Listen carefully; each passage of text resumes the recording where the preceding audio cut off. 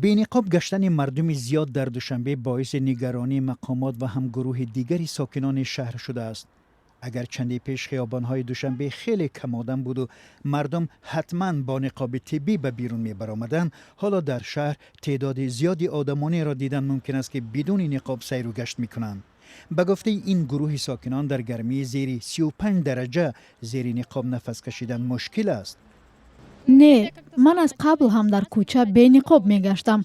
فقط وقت وارد یگان بنا می شدم نقاب می پوشیدم.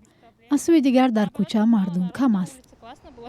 میدونم که کم شدستانه که خیلی با او سوبولوگیو با میدونن چه خیلی کم شدست پیشروی خیلی سوزه خدا را شکر خیلی پیشروی داره.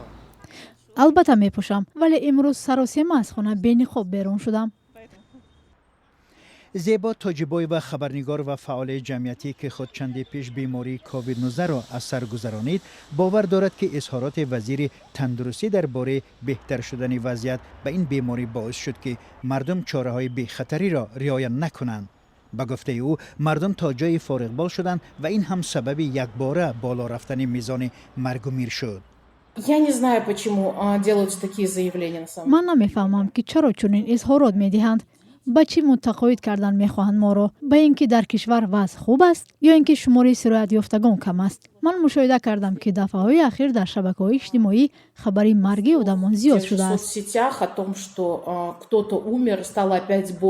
سروزیر و از جان دیگر ستاد جمهوریوی مقابل با کووید 19 اعلان کرد که استفاده نقاب‌های محافظتی طبی حتمی است و افراد بی‌نقاب در شهر جریمه کرده می‌شوند. آنها از ساکنان نواحی کشور دعوت کردند که از سفر به پایتخت خودداری کنند. به گفته زیبا تاجیبایو اگر ادعای مقامات درست می بود و سرایت یابی کم می شد، مسئولین از چنین تدبیرهای بی‌خطری کار نمی گرفتند.